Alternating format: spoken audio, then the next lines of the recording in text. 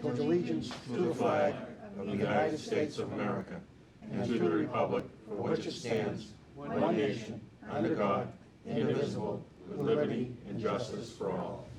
Thank you. Thank you. Our first item of business is approval of the minutes of August 7th. So moved. Second. Motion made and second to accept the minutes. Were there any corrections or any comments? Hearing none, all in favor? Aye. Opposed? It passes. Bill, I should have mentioned at the onset, Mr. Clark is not going to be available this evening. He sends his regrets. At this time, we open the floor to new public business. That is, if you have some business you'd like to discuss with the board that is not on the agenda, this is your opportunity to address the board. Is there anybody here with new public business? Seeing none, we'll move to agenda item number 3. Public hearing will be held on the application of Detour Cars LLC doing business as Auto Factory, 241 Newbury Street. Michael Marcos, owner, for a change of name at that location. The corporate structure remains unchanged. Is there anyone here to represent the applicant?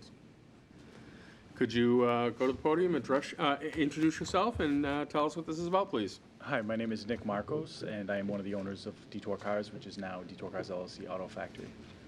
We're just transitioning our business model to a different type of car, attracting a different kind of customer. Therefore, we want to rebrand and reimage our store. We've already successfully done so in the city of Peabody, and now we're looking to convert our store that's in Danvers as well. Thank you. The clerk tells me all the paperwork is in order. Mr. Chairman, it is in order. Thank you. Any questions from the board? Selectman Bennett. Just clarify, you're changing the name to what? Detour Cars LLC to Detour Cars LLC DBA Auto Factory. Oh, DBA Auto. Yep. Okay, thank you. I'm all set. Thank you. Thank you. Selectman Mills? Selectman Lannis? No, good luck.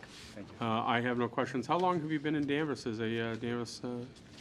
We've been in business in Danvers since 2010. Great. Yep. So I have no other questions. Public hearing. This is a public hearing, so I'll open up. Is there any member of the public who wishes to address this item? Seeing none, I'll entertain a motion to close the public hearing. Motion to close the public hearing.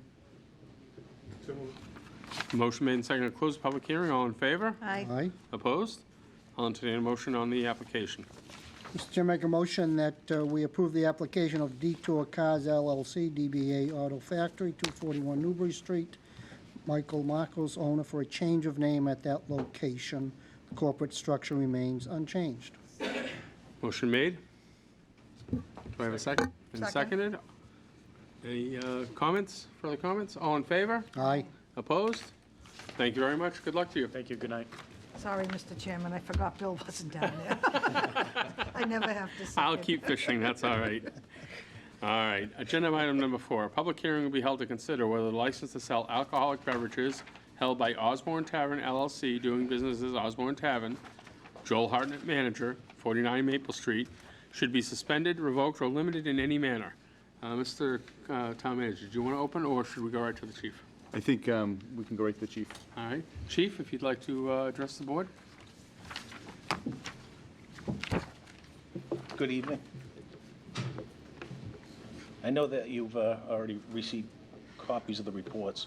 So we're here for the July 4th, 2017 violation of the town Danvers liquor license guidelines and regulations at Osborne Tavern.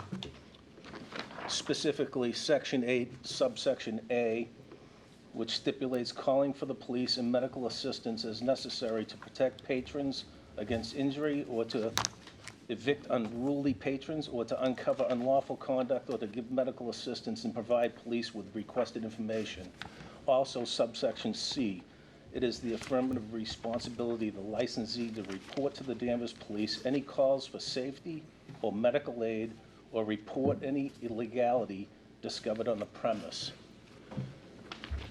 As a brief synopsis, on July 4th at approximately 19 minutes after 9 p.m., Officer Michael Chase was conducting a motor vehicle stop on Maple Street at Brothers Deli. Upon completion of that, he was notified by the motorist that he saw a disturbance or something where an individual may have fallen to the ground in front of Osborne Tavern. The officer responded up there, requested a backup. Upon arrival, he saw 5 individuals, 5 males. 2 of them were speaking in groups of 2. and the fifth man was walking away by himself. There was no action, there was no fight, there was nothing that indicated a fight. He looked at the officers, the officer looked at the individuals, spoke to them. Their clothes were neat, they weren't sweaty, they didn't show any signs of being in a struggle, they weren't intoxicated. The officer engaged the individuals. They all denied that anything had transpired. Nobody had been involved in a fight. There was nobody that had been knocked down to the ground. The officer was in front of the store, and he couldn't see anything going on inside the building from the windows. He went around the side of the building to speak to the fifth individual who'd walked away. Again, that individual showed no signs of being in a fight, but had a conversation with him, and he denied that anything had happened, and he went on his way. Subsequently to that, we found some information the next day that there may actually have been a fight at the bar. I had Detective Eric Calivsia go down there to do an investigation. He did discover that there had been an altercation that night at that time when the officer was there. Two individuals had walked into the establishment, and at that time there were two employees on the premise. The working bartender, Brian Norris, and the off-duty bartender, Leah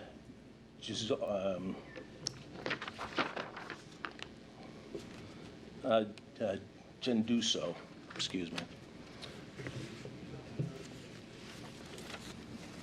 From further investigating, it was determined that two individuals had walked in at that time. Those employees were at the bar. One of the individuals started getting involved with a verbal argument with Leah. At that time, he was subsequently ejected by the bartender Norris. Then bartender Norris attempted to throw out the second patron. At that point in time, that patron pulled back from the bar because he hadn't been involved in the issue with the other individual.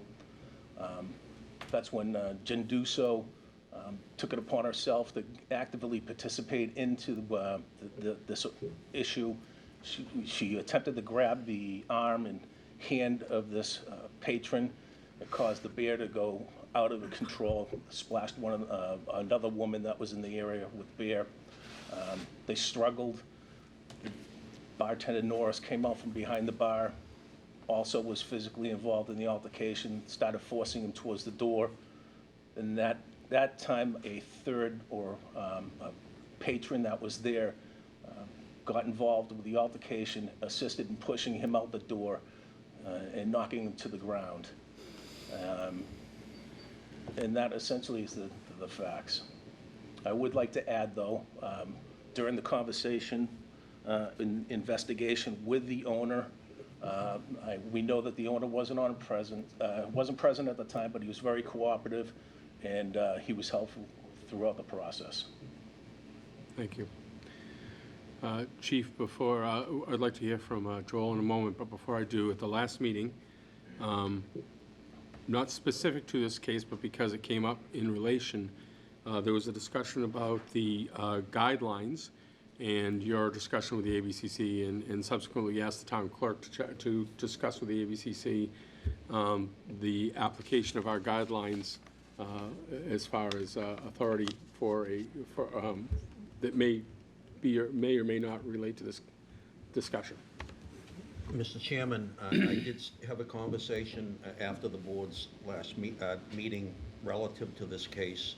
I spoke with Ralph Sacramone, the executive director of the ABCC, and as I've done on numerous occasions, and I explained to him simply the facts of what has been presented, and as far as they relate to the town's liquor license guidelines, and I indicated that all liquor license holders in the town of Danvers are aware of the guidelines, and I provided a copy. So he felt comfortable that the board could conduct a hearing as they are tonight, and that the ABCC would not have a problem with it. Thank you. Thank you. Mr. Hartnett, would you like to speak to the subject? Or if you'd rather someone else, I just presumed. No. No, I'm here to represent myself, Joel Hartnett, Precinct 1, not a town meeting member, but a resident of the town for 35 years. I come from a family that's had multiple businesses in this town for 67 years, and I fully understand the guidelines. The problem that occurred that evening was once the police cruiser was recognized right out front, outside in the square, everybody assumed somebody else called. It's that simple. With today's cell phones, there isn't anybody, I think, that walks into any establishment without a cell phone. So the bartender never made the phone call, but he assumed one of the customers had. And that's why the call wasn't made in. The following morning, he did call me to let me know he had closed early. He had received a slight concussion. He had gone to Beverly Hospital, but he had closed the establishment down. And that was probably, I think he said, about 10:30. We had breakfast, and he told me that the police had been there. Mr. Chase had looked in the door. Nobody was hurt. Mr. Chase had talked to individuals outside, and we just assumed somebody in the establishment had called the police. We would never, never not call if there's an incident. We've had the police there for certain. The first month we were open, we had a choking incident. There's all kinds of reasons to call. We respect the police. We're glad they're this close in town, and we're glad there's usually a cruiser right downtown.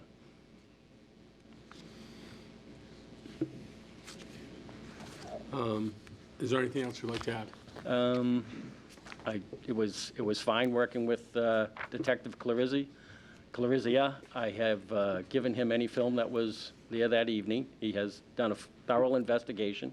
I watched the film with him. I could name every patron that was in there, and he's talked to every patron. Some left, some stayed, but I still recognize them on the film. Other than that,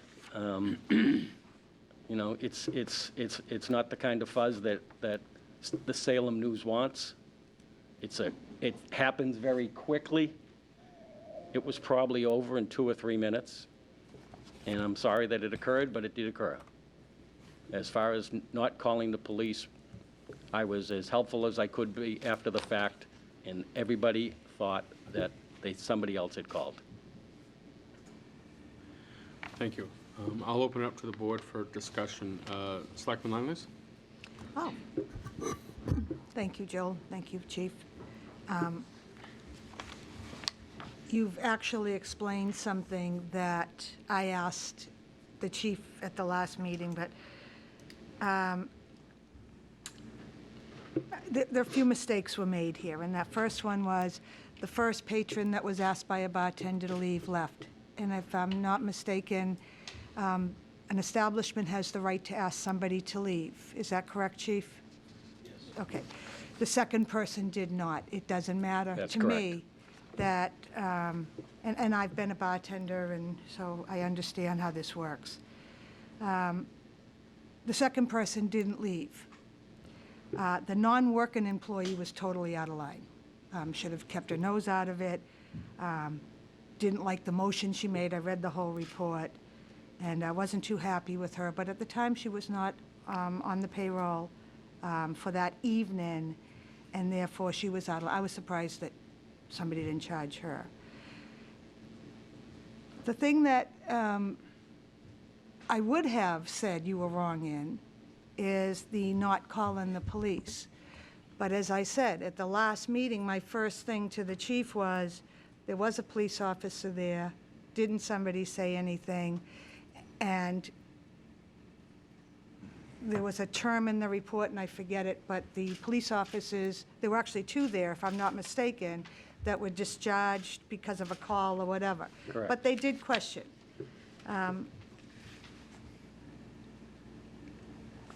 Usually, I'd say that I would be supportive of you being closed down for a night, held in abeyance for a year. But in this case, and I happen to know from going into Hartnett's Auto Body that you sit there and watch that darn screen. So I know what your surveillance is. Well, cameras are a very handy item these days. Yes, that's It why I answers don't a lot go of in there, questions. because I don't need anybody knowing my business. And that's why I've been able to talk Right. to every individual that But- was in there. Right, but it's also that I do believe that, and I happen to know you're there all the time. I do believe that there was a thought that because the police had come, talked to people and left, that everything was cleared. So I guess the one that I had thought you were wrong in, I'm glad you explained. I do hope that your people know not to put their hands on patrons any longer when they're off duty, that the bartender is in control or the manager is in control and they take their direction from that person. Correct. They don't need to interfere. I mean, that's just plain old wrong. But at that point, she was a patron and totally out of line. So, and that's up to the person that was evicted to charge her, and I'm surprised hasn't. That's right. So, I guess at this point then, that I'm going to accept your explanation. I do think that in the future, you know, I'll give you the warning that the bartender only calls. I don't know, I haven't reread the regulation, that they should have called you, Well, obviously. our own, having talked to the staff, it's imperative that somebody from that facility either call on their own personal cell phone or pick up the tavern phone and make a phone call. Right. So at this point, you know, I'm satisfied, but I will listen to my board members. Thank you. Selectman Bennett? Now, may I just ask one more Oh, question? I'm sorry. absolutely, please. Are they both still employed? No, they're not. One, Thank you. actually, Brian Norris is out on a workman's comp Oh, dear. because Okay. he did suffer a concussion. He's unable to work at the state police barracks. He does dispatch, and concussions are a tough thing. So, So I know. Thank you. Selectman Bennett? Thank you. Good evening, Joel. good evening. So it's hard to make these things up. When I read the report, it's like, how does this stuff happen? Who's not thinking? And whose responsibility is it to call the police when there's an issue like this? Well, it would have been that bartender, but again, he saw a cruiser. No, I understand. I heard what you The man said. had suffered a concussion, and Yeah, so he just assumed, correct. which is a wrong Correct. But he thing to did tell do. me the following morning that the police were there, so I assumed the same thing. Somebody called him. Somebody called. So I guess the takeaway is it's the responsibility of a staff to make a call or check with the officer if Correct. there's one out there to make sure they know what's going on Yep. and are aware of what happened. Yep. So everybody just saw the police and just kind of said, oh, we don't know anything. We didn't say anything. It's unfortunate. I'm torn between giving you the one-day suspended held in abeyance or not. I heard Diane say not. I'm still of the opinion, and this board has its obligation to uphold these guidelines. We take them seriously. I'm sure you take them seriously as well. But I think it's our purview to make a determination, and that's what I'm leaning towards. Thank you. Thank you. Selectman Mills? It seems to me reasonable, hi Joel, Joel and another employee could assume that someone had called the police if a police cruiser were in front. Now, I mean, what were the odds that there was a citation? I guess it was a traffic violation, but they Yeah. didn't know it. well, I wasn't there, but that seems reasonable. Sure. Something that may or may not be relevant. Now, if somebody was injured there, The bartender, he wasn't sure if it was just from the bringing of the patron outside, or was there a headbutt? Nobody can tell. We've looked at the film, but he received on his cheekbone and suffered a concussion, and he's been out of work since. I'm just, not to like go all, Chief, were the police aware of who got hurt and how that person got hurt? No, we were not aware of any injuries. So the police were not informed of any injuries that night? No. And maybe nobody knew that there were injuries, but if somebody got hit in the head, that sounds like an injury. Okay, just wondering. But as far as if the thrust of the complaint is the failure to comply with the regulation requiring notification to the police in the event of an event. Correct, and the same thing if there had been an injury or any type of thing that you'd need ambulance, well, Mr. Norris took it upon himself to close the establishment, and he went to Beverly Hospital. I It was find, the 4th of July, probably not even a night worth being open, but we do have patrons that maybe don't have someplace to go. Some people like to come in, have a couple beers, play a little Keno, so we were open. yeah, well, I worked restaurants for 11 years, and one of them, the Village Green, had Yeah. several bars and a liquor license, so I have some sense of dealing with people on holidays. In any event, I'm inclined to accept the explanation of the owner here, Thank you. that if there was a police car in front, it could safely be assumed by whoever was on duty, or, yeah, seems as though there may be a technical violation here, but it is a kind of a technical violation, and I would not want to impose any sanction on the business operation because of that technical violation, and knowing something about the way barrooms work. Yeah, that's all I have to say. Thank you. Thank you. So I actually, a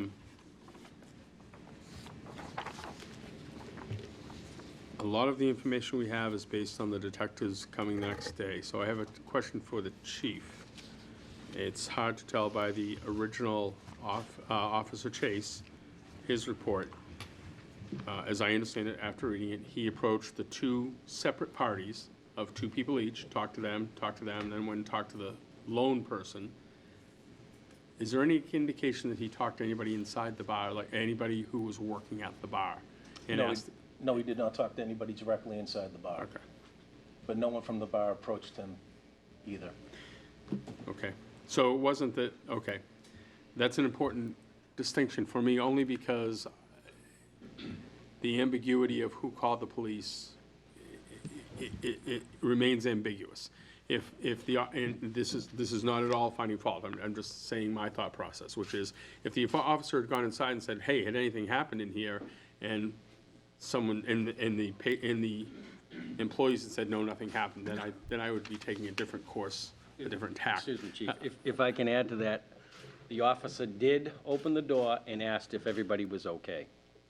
And at that point, the bartender wasn't feeling as bad as he felt probably a half an hour or 20 minutes later. But the officer did lean in, is everybody okay? Yes. And again, there was no need to call medical then because Mr. Norris wasn't feeling the need for it.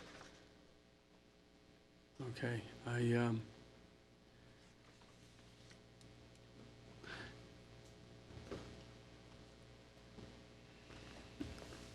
okay.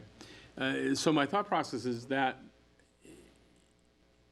I understand that someone may have thought the police were called. And yes, looking at the guidelines, it says the police, should be called for medical, should be called, and it's the owner's responsibility, and I can understand, or the employee's responsibility to do so. I can understand that there may be some, thought process, someone must have called because immediately we had an officer on the premise. I'm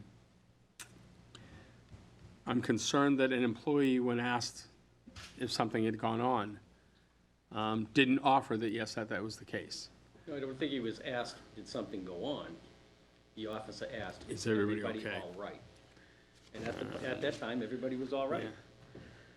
Kind of shades of gray for me on that one. Well, there are a lot of great things in life, and that is one of them.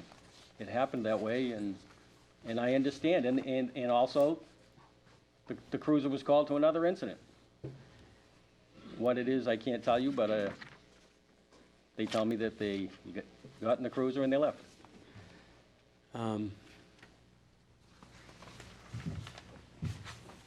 Okay. This is a public hearing. Before you go to that, the guy Yes. not going to follow up. Sure. In the officer's report, Blank told me he left the bar and everything was fine. I asked if anyone was hurt, he told me no. I asked if anyone had been fighting or needed help, and he told me no, and did not appear to be intoxicated. So the officer did ask if there was fighting and was told no. But did he ask, I read that to say he Yeah. asked one of the 5 people who were outside the business, Yeah. which it would be different. If the officer had said to the bartender, was there something going on in here, and was told no, then that would be a different thing. And it said I did not speak with Blank, so there's so much redacted, you really hard to follow the sequence of events. So, somebody lied to the officer. Sure. Good. Oh, Yes. excuse me, whenever, Dan is, may I ask one more question? Feel free. Chief, do you have a recommendation, a proposal for disposition? You may or may not. And I just think you should be heard if you want to be heard. No, I didn't come with a prepared recommendation for the board Towards the end. on this matter.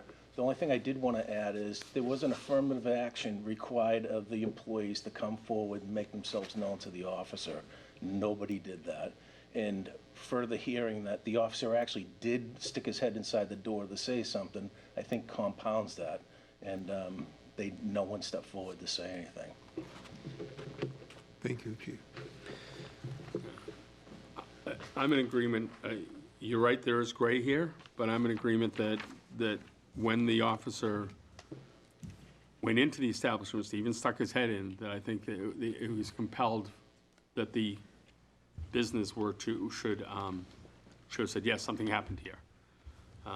Even if he wasn't asked directly, did a fight happen? Is everybody all right? Indicates there's a reason for the officer to be there. And I would have thought that the bartender should have said something indicative of the fact that there was Well, action. in defense of the bartender, I'm not quite sure he heard it, but a patron had told me that. An officer sticks their head into a business. The bartender's obviously aware that the officer's there. I think it's compelling that it should be, it would be natural for them to then say something if there was an incident. But that's my feeling, and this is a public hearing. I'll open it up to the public for discussion. I'll start with Mr. Duggan.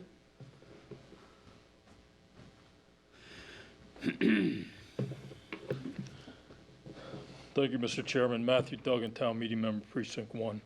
Just a different perspective on this incident based on information that I read in the Danvers Patch, Howie Carr's article in the Danvers Herald, and also TurtleBoySports.com, that this event, I think, transpired in a slightly different way. As Mr. Hartnett mentioned, that the manager on duty that night was a Massachusetts State Police dispatcher. The off-duty bartender was a Massachusetts State Police trooper, and that's Leah Genduso, who has since been terminated. I don't think that's germane to this incident. Well, it speaks to her character. We're not, but again, I'm sorry, Mr. Duggan, we're not speaking about the character of the patrons. It was compellent upon the employee on record or the owner to notify the police per our guidelines. If other people are in the business, whether they are also employees but not on duty, I don't think it's. Well, let me just Okay. clarify. So she was an employee there, not working, but she was an employee. She was a Massachusetts State Police trooper. I'm wondering if somehow she flashed her badge or somehow to make this kind of go all the way. I think that's an It's relevant appropriate. to this situation. I don't because believe so. It could suggest that there's a cover-up going on. Well, and- and I'm going to suggest that that's out of order. The police chief, the detective and the owner looked at the video, and if there were such an action, it would have been seen. I don't want to offer that and disparage a business about a potential that you're putting out there.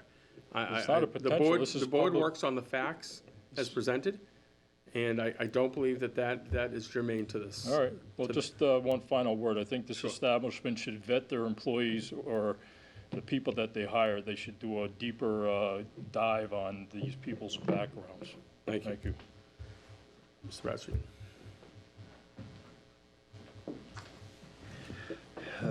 Bill Bradstreet, Town Meeting Member, Precinct 1. Nothing to do with this incident, but incidents in general. The way things are in the country today, you can't assume anything. You need to ask more questions rather than fewer, because afterwards, if you've never asked the questions, it's not current, it's someone's opinion afterwards. And again, my position is, ask too many questions, not enough. Don't assume anything. Just a comment. Appreciate the comment, thank you. Is there anyone else from the public who'd like to speak to this issue? Motion to close the public hearing? Second. Motion made and seconded to close the public hearing. All in favor? Aye. Aye. Opposed? Comments? Selectman Bennett? I still feel that it was the responsibility of the bartender working that night to, A, call the police, or two, acknowledge to the officer outside that there was an issue and that it was handled, but at least bring it to the officer's attention. That did not happen, and the guidelines are clear that these incidents should be called in. Thank you. Selectman Mills? I have nothing further. Thank you. Selectman Lungus? My stance is still the same, thank you. I would, I would agree with Selectman Bennett. I think that there was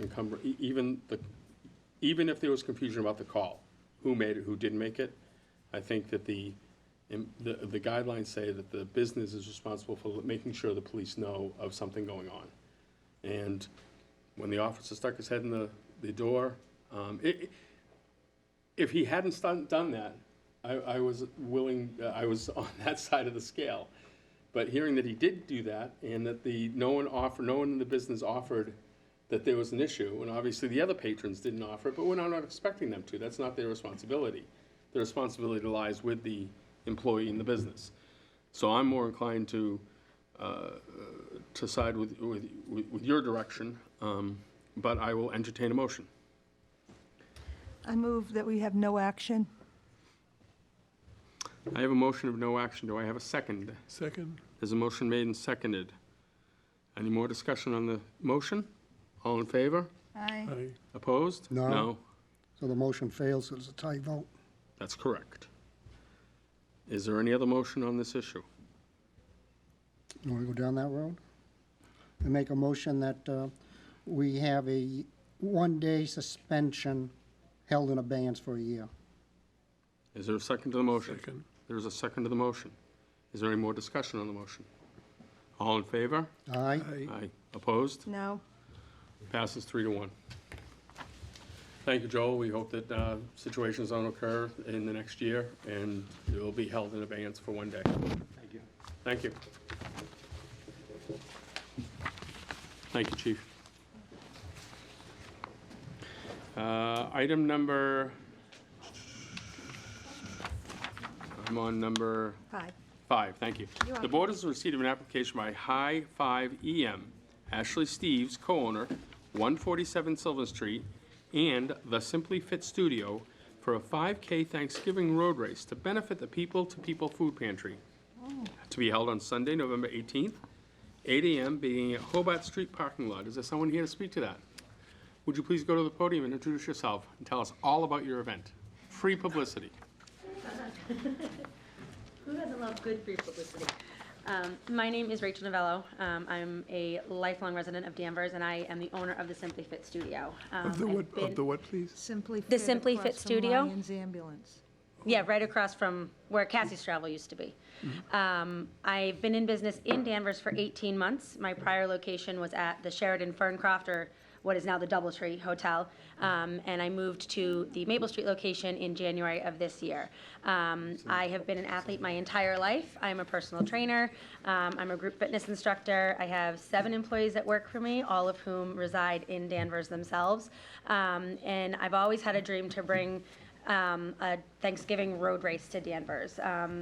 As a runner, there really isn't anything around here.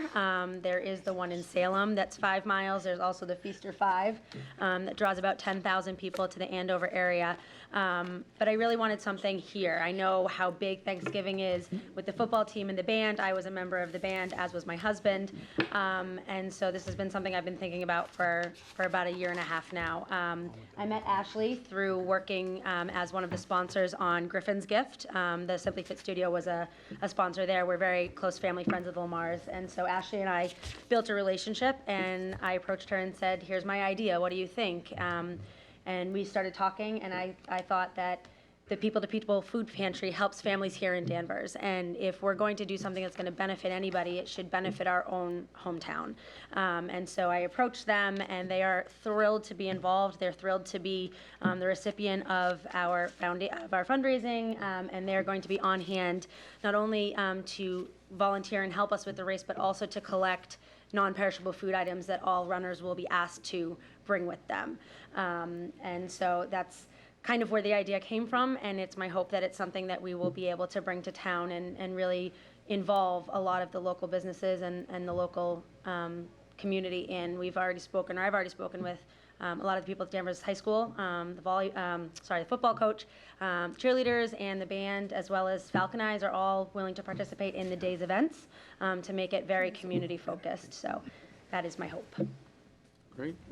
Anything else you'd like to offer? Yeah, no, just any questions logistically that I can help answer or clarify.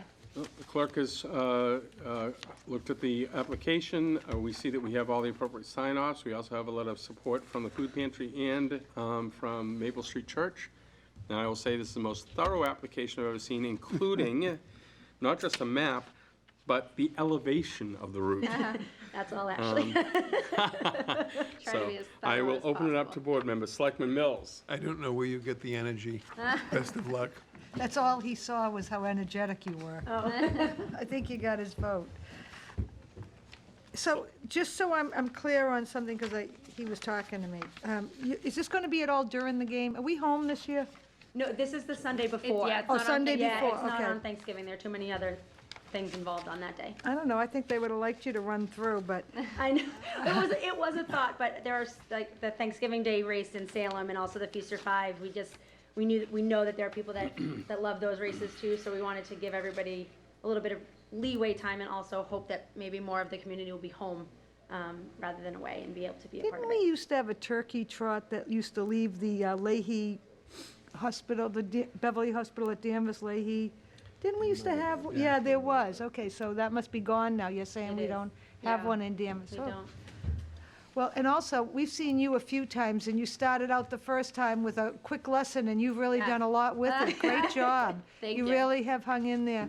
And I'll- Appreciate it. Yeah, really do. You've done a lot going forward with your first awful visit to us. It's okay. Mr. Town Manager, while we're talking about the food pantry, now that Barbara's gone, I don't hear anything anymore. Is there a chance that on one of your updates, you can tell us how they're doing? Give me 10 If they minutes. need anything? Give me 10 minutes. Give me 10 minutes? Yeah. Okay. We'll get to the manager update in a few minutes. Oh, good. Well, thank you. The food pantry is definitely dear to my heart, so thank you. All right, Selectman Bennett. Thank you. So did you coordinate with the food pantry on getting this goods on a Sunday? And are they going to be able to distribute it to their folks for Thanksgiving? But that's one of the pieces that we're working on, is Yeah. whether it will actually be Thanksgiving donations or if it will just be generalized donations, because a lot of the food pantries have that Thanksgiving cutoff. So since there isn't somebody in the director position right now at the pantry, we're really working hand in hand with the volunteers to try to figure out what the best way to approach that Yeah, would I'm sure be. they appreciate any donations you Yes, get, but I yes. don't think they'll be in time for Thanksgiving. Right. So, but that's fine. Okay, thank you. You know, Dan, one of the things that always comes up at the food pantry is whenever the kids are going to be home, so my guess is that they might be looking for something for the Christmas vacation. Yeah. Juice boxes and that stuff that parents seem Oh, yeah, to need. they'll use the stuff Yeah, without so a I'm doubt sure- during the it wouldn't be holidays, yes. surprise me if Yeah, that's I what mean, you're our asked hope for. would be that they may even give us a list of Yeah, that's items what that they they would do. like, and we can send that out to all of our registrants to ask They them to definitely bring. can give you a Send list. it to us, too, Absolutely. Great. okay? Good luck. I won't be running. Thank you. Thank you. I have no questions other than say good luck. I'll entertain a motion. Diane, your turn. So moved, as presented. Whatever. Second. I don't do Motion fancy. made and second. Any further discussion on the motion? All in favor? Aye. Opposed? Good Good luck. luck. Thank you. Thank you. Have a great race. Looking for good weather. All right, at this point, agenda item number 6, the board is requested to approve an appointment to the Beverly Airport Commission. Mr. Town Manager. Thank you, Mr. Chairman. Land Use and Community Services Director Aaron Henry stuck around after our workshop at 6 o'clock for this item. You did receive an email, a copy of an email from Aaron to me with expressing his interest in stepping into the role that Karen Nelson had ably filled up until her retirement this spring. As noted in the email, Aaron has reached out to and gotten to know your recent appointment to the board, Tracy Wadsworth. He's also attended a meeting. He missed the last meeting because of a conflict with a planning board meeting that night. But Aaron is excited and willing to serve if it's the board's pleasure to have him do so. There is no September meeting scheduled at this point. I believe they had an agenda that was not filled, so they canceled that. But just as a reminder, these appointments have to be approved by the Beverly City Council once the Danvers Board of Selectmen make a recommendation to them. So I think Aaron would probably be happy to reintroduce himself to you if you'd like to hear from him.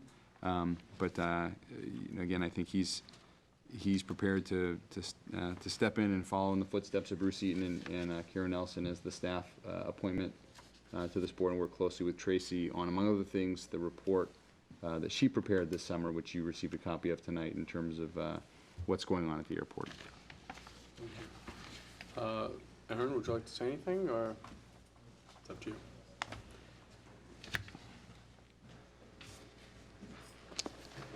Good evening, Aaron Henry, Director of Land Use and Community Services. Well, I don't want to overcook it, but you saw the email. I mean, it's a unique regional resource, and I'm excited to work on strengthening the relationship between the town and the airport, and happy to serve in that capacity. Selectman Mills. I think we're very fortunate that you're willing to do it, Aaron. Selectman Mills? I think Town Manager and I had the great pleasure last year of being invited up to the Danvers side and the beautiful work they're doing over there. And their hope, I know they've put in the rock garden and that, but I'm still waiting for the helicopter swing or whatever that was going to be. So, but I hope you can do, the owners there were very enthusiastic about being a part of Danvers and beautifying and being good neighbors. So I do hope that you have a positive relationship with them, but should you need us, we're here. I met the gentleman at the June meeting. I can't remember his name off the top of my head. I did see him out there landscaping and keeping it up, so it's been Well, a great improvement we on actually, that and side. it wasn't planned, a friend of mine a neighbor walked by and wanted to tell us how thrilled she was with how much they've already cleaned up, and they tried to tell us that wasn't planned. We're still not sure if that was planned, but, so the one neighbor was happy. But, yeah, well, I'm hoping that you have a positive rapport with them and with the neighbors that abut it, so thank you. Thank you. Selectman Bennett? Good luck. So before becoming selectman, I cut my teeth when I moved back to town, became a town meeting, and I was the citizen representative on the airport commission. I think it's appropriate that we, in your role, is looking out for economic development, that you serve. I thought it was correct that Karen served and kept the town hall involved. I think that you will, your skills and role will help realize economic benefits, of which there's many.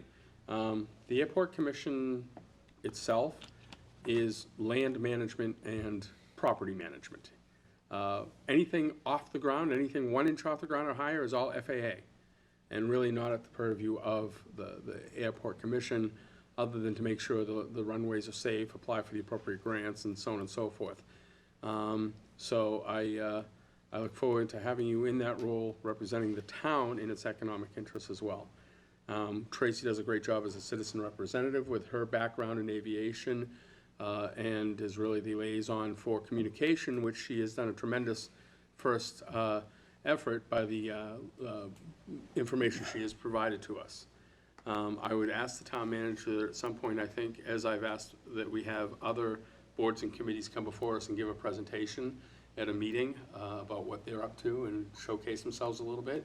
That would include the Airport Commission and Beverly Airport as a whole. They do have a new manager who started last month. And I would remind people that the skies are going to be very, very busy this weekend. It's their air show on Saturday and Sunday. Planes are already coming in. 2 stunt pilots came in today, and they have to exercise their equipment. So don't be surprised when you start hearing a lot of airplanes. It's over on the Beverly side. You can go over and see them on the Beverly side. But the Danvers side has done a lot of work cleaning up the Danvers side and improving. Rich Little has done an awful lot. He's actually the organizer of the air show, but he also is a fixed base operator on the Danvers side. They have expansion ideas. I know they're going before Concom about a new hangar that they'd like to house some multi-million-dollar jets in instead of leaving them out in the weather, which seems appropriate. And it is an economic resource. It's not just a hobby aviation airport. We have a lot of corporate jets for a lot, and for major businesses in the area. It is a hub. People often get concerned about the fact that when they see expansion, they worry about, are they going to have bigger planes? BVY is landlocked by the size of the runways it has right now.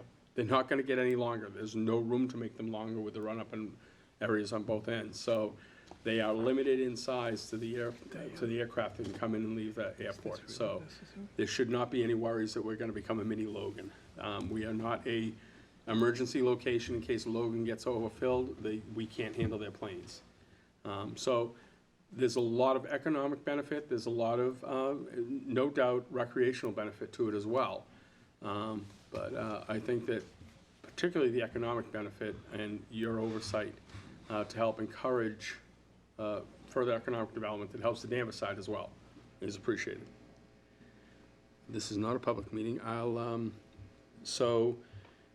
This would be to approve the appointment of the Beverly Airport Commission to be recommended to the city of Beverly. So moved. Second. Motion made and seconded. All in favor? Aye. Opposed? Thank you and good luck, and hopefully they'll speed right through their process. We really appreciate it. Thank you, Aaron. The next item, number 7, the board is requested to approve a reappointment of the Danvers Housing Authority Board. Mr. Town Manager. Thank you, Mr. Chairman. You received 2 letters in your packets tonight. One is from Wayne Eisenhower, who was serving in the role when the state statute changed last year. And the change reduced the number of elected representatives on local authorities from 4 to 3. The way that the law read was anybody whose term was expiring in 2017, that is the seat that was disappearing. And the new model would be to have 3 elected appointees, 3 elected representatives, 1 gubernatorial appointee, and then 1 tenant selected to serve on the board. Mr. Eisenhower was extended by this board on a temporary basis last year until such time that the new regulations were promulgated. They were not. We're still waiting for those new regulations, and as such, there is no process yet to appoint the new member to replace Mr. Eisenhower. So the request is to extend his tenure on the board again until such time that the regulations are passed. So it would be a 1-year extension unless the regulations are issued prior to then, at which point the makeup of the board would change. Thank you. Any questions? Mr. Chairman? Yes? Through you, perhaps, how many board members are there currently? And how often does that board meet?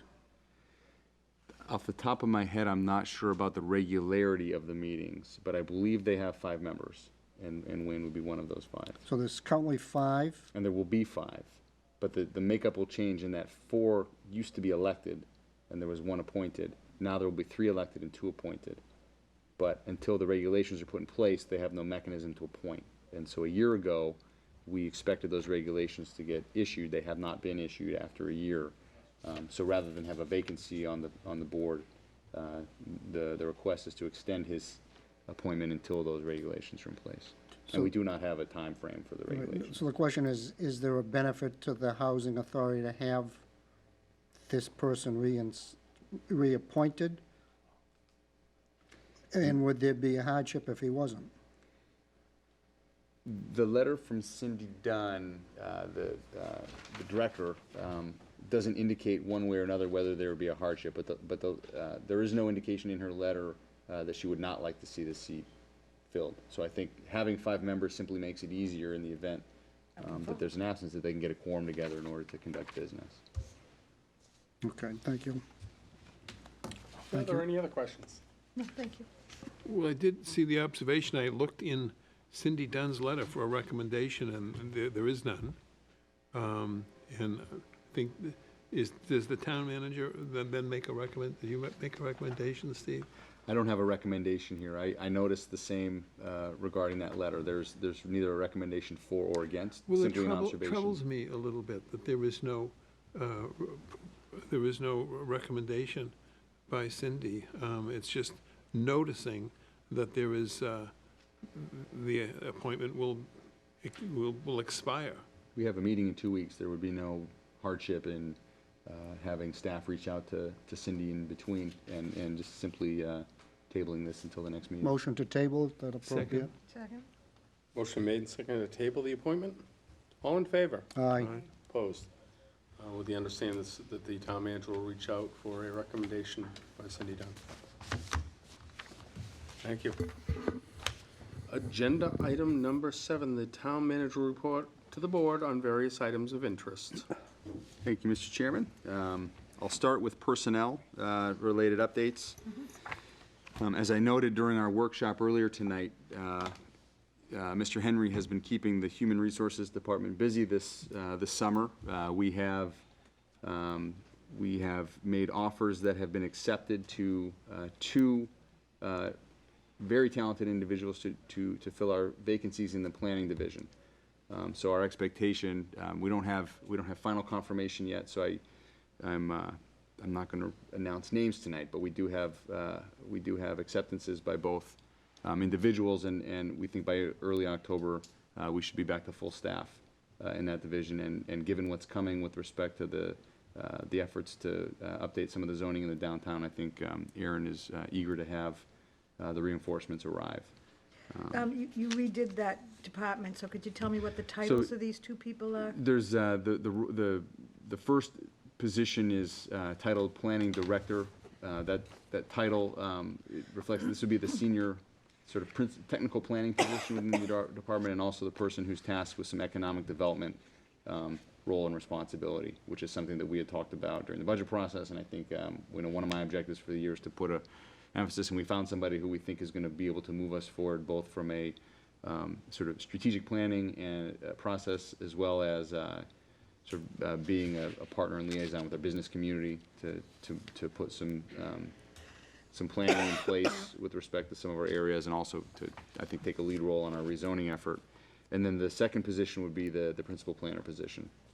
And so if we think about, Kate Day retired, and Georgia Wilson had moved on. These are the two vacancies that we're focusing on right now. And the main difference is that we've kind of reconfigured one of the two positions to have an economic development focus. Any other questions on the subject? No, thank you. I just didn't know what the titles were. Thank you. Related to a comment from Selectman Langley a few minutes ago, we have an interview tomorrow with a finalist for the Assistant Senior and Social Services Director position. This is the position, just as a reminder, that the town will be sharing with the Community Council. They committed earlier this year after the retirement, we'll call it a retirement, but when Barbara Remen stepped down from her longtime role running the food pantry, they recognized that they weren't going to be able to find somebody to volunteer to do what she did, and they were prepared to hire a part-time person around the same time that we were talking about the need to bring in a position to support Pam Parkinson with our growing demand for senior services, and also our desire to pursue becoming an age-friendly community, which I think, given the demographic trends in Danvers, is, I think, a good idea on her part. So the partnership came together this spring, and the Community Council is prepared to support 15 hours a week, or about 38% of the position, and then the town would be taking on the other part of that in an assistant role to Pam. So the person will be able to step into Barbara's role at the food pantry, and also support Pam in growing and strengthening the services that she's offering out of the senior center. And so I'm hopeful that the interviews will go well tomorrow, and we should be able to make an announcement fairly soon in that position. I know the council's eager to wrap up this process because, to the point made earlier, they've been running without that presence over there. We also had today the second and final, we had 2 days of panel interviews for the finance director position, which was vacated by Travis Ahern earlier this year. So we brought in 7 candidates over 2 days. We had 2 panels. We had 1 panel assessing the skill of the candidates and 1 panel assessing the sort of the organizational cultural fit of the panel, and then and Mr. Collins and Mr. Henry served on those panels today. The idea being that we would ask the 2 panels to discuss those candidates and see were certain candidates better presented in their skill versus their fit. We have 3 candidates that I'll be bringing back early next week to sit down with me, and I had a chance to meet with both panels today, and I'm optimistic based on what I've learned from the panels that we have a couple of solid candidates to choose from. So I'm sleeping a little easier at night these days than I was. Any questions on the personnel update? A couple of state budget updates. First, and I guess most importantly, the revenue assumptions we had in our budget this spring came in pretty darn close to what was ultimately passed, so we don't have any issues there. We tend to try to take a conservative approach in guessing where the state is going to end up. Unfortunately, our town meeting is much earlier than the state usually figures out their budget, so we will generally take what's in the governor's first version and then try to make some guesses based on what sort of elections are on the horizon. But we came in pretty close to projection there. There was a line item in the budget that was initially vetoed by the governor, but was put back by the legislature, which was $100,000 to pursue and support replacing the ADA compliant fishing pier that we have at Endicott Park, and also some other improvements in that vicinity. So that did survive, and I know Chris Sanborn is working with David Mountain and Aaron Henry on moving forward with that in consultation with Joan and Ted's offices. And we also had, and this was kind of a footnote in the news, and I believe I sent an email this summer on the topic, but in the economic development bond bill, and I will remind everybody that this is much like the train depot earmark. A lot of the earmarks that are put in those bond bills never go anywhere, but there was a $200,000 earmark within the economic development bond bill to support the rail trail expansion, which town meeting supported this spring, and subsequently, we had Phil Cormier before us from Leahy making a $20,000 gift toward that project. We've also had a private individual in town who stepped forward and said that they are interested in participating in a matching fashion up to $10,000. So that's $30,000 in private or nonprofit, as well as at this point at least an expression from the state that they see the value in supporting the expansion of that trail. So we also have a walk scheduled for tomorrow morning. I believe Aaron sent out an invite to all the board members. So at 10:30 at the Hobart Street parking lot, we'll be walking the proposed trail, or portions of it, I should say, with the town engineer and members of the Rail Trail Committee, just to kind of help everybody understand what the scope will be when we ultimately move forward with the design or the conceptual design that was approved by town meeting this spring. I would have been standing there at 8 o'clock. I have it in my schedule to be there at 8. I don't know why. I'm sure I'm wrong. Am I right, 10:30? 10:30. Okay. You're welcome to walk the trail from 8 to 10:30, and we'll meet you at Hobart Street at 10:30. He's getting way too cocky. Next item, the follow-up from our previous meeting. We have a date scheduled for the hearing related to the dog attack that occurred. We discussed at the last meeting. The board directed Chief Ambrose to serve as a hearing officer in the board's stead. He'll be joined on September 19th, which is a Wednesday, by Attorney David DeLuca. And there will be a stenographer present to be treated like a deposition or an arbitration hearing, where we will have an accurate record of anybody who wishes to come. That'll start at 6 o'clock. in the evening. The involved parties have been confirmed as available for that night. And off the top of my head, I don't have the date, but there will also be an advertisement in the newspaper informing anybody else who wishes to be present at that. Selectmen are welcome to attend. They're encouraged not to participate. They're encouraged not to engage anybody in discussion, but certainly if they want to be present to hear for themselves what's discussed, they're welcome to do that. There will, again, be a true record of the hearing available before the item comes back to this board for consideration in terms of how they want to act. I'm sorry, where's the location? I'm sorry, that's at the police station. Thank you. In the new training room on the first floor, which is a public meeting space. You did mention the air show, so I won't mention that. I will note, Aaron and I have discussed bringing Gloria Bouillon, and I'm not sure I'm pronouncing her last name correctly, but we had Bob Mazzetti, who was a longtime director up at the airport. Robert Snook replaced him and was there for about a year before he left. So I think Gloria has had one or two commission meetings at this point, but we think at some point later this year it makes sense to bring her in to introduce herself and let her talk about what her vision is for the airport. And I know Aaron and Tracy have had dialogue with her, so we want to make sure that the communication is flowing both directions in that regard. Gloria Bouillon or Gold Bouillon? A couple other dates just while we're next week on the 12th, we'll have our annual, the North Shore Chamber is hosting its State of the Region breakfast over at the DoubleTree, so I'll be there talking about what's going on in Danvers on an economic development. What date is that, please? On the 12th, This month, Steve? September 12th. September 12th. Oh, September. It's a DoubleTree? It's generally at the Yacht Club, Yeah. and Yacht Club changed its name, and maybe the North Shore Chamber got confused, I'm not sure. Is that at 8 a.m.? I can I'll send an email out tomorrow morning with the details on that. I don't think I can go. And then the following week on the 17th, we'll be doing I'll be doing a State of the Town for the Rotary, which is an annual event. And on the 25th, of note, the Mass Selectmen's Association is having its monthly meeting at Danvers Port. And Jay Ash will be the keynote speaker.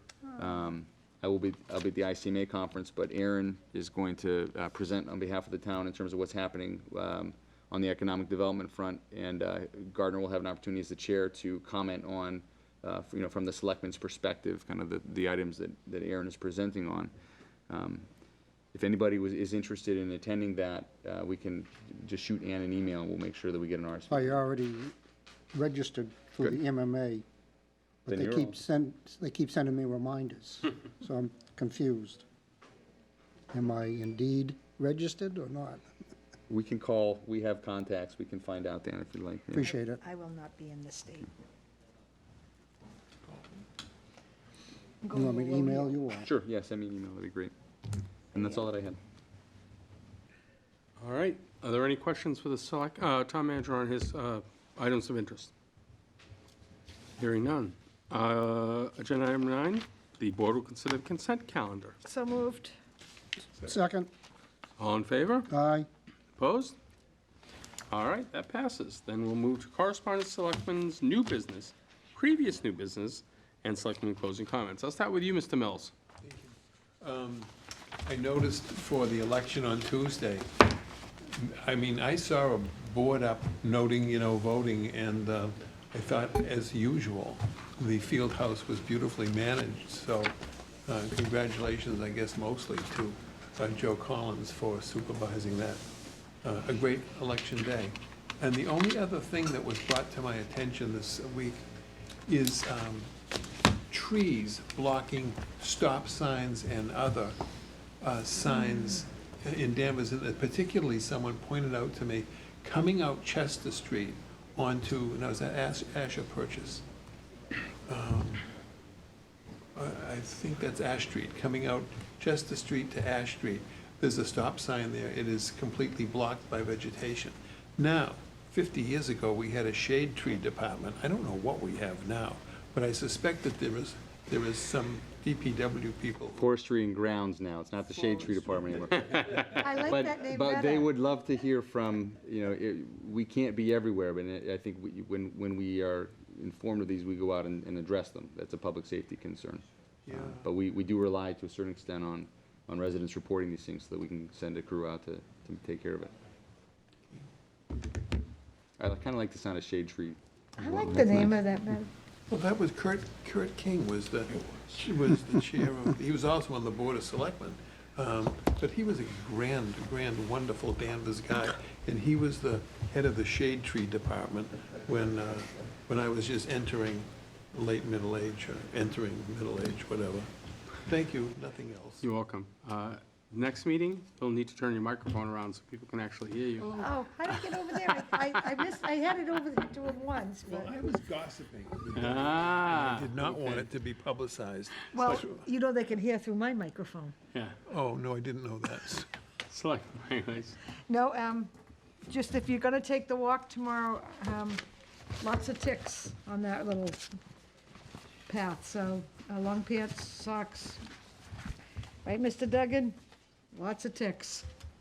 Oh, really? Anything else? Nope, that's it. I've got no correspondence that we hadn't all gotten as a board, and I don't think I have anything of interest, so go ahead.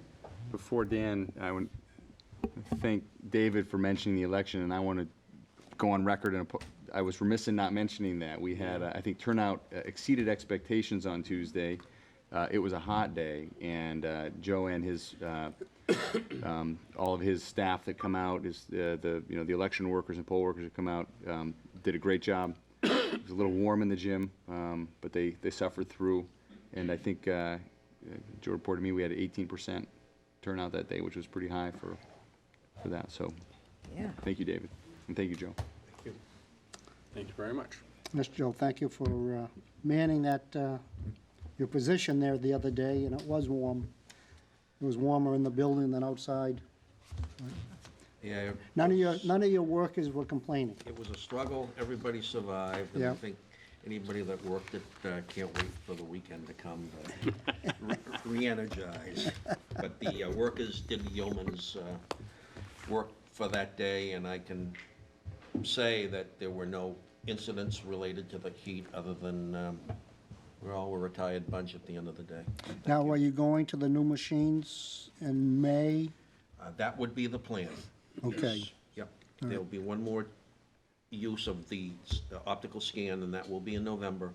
But next May, if all goes well, during the course of the winter, we will go through a procurement process and have new optical scanners in place for the May election. Great, good, okay, thank you. So, as I always like to end the meeting, we want to thank the veterans, current veterans and the armed services, those that have served. When you see a veteran, thank them for their service, and good night, Danvers. Good night, Davis. Thank you very much. Move to adjourn. Seconded? Someone gonna second it? Second, yep. Moved and seconded, all in favor? Aye. Opposed? Thank you very much. Next selectmen's meeting is the 18th.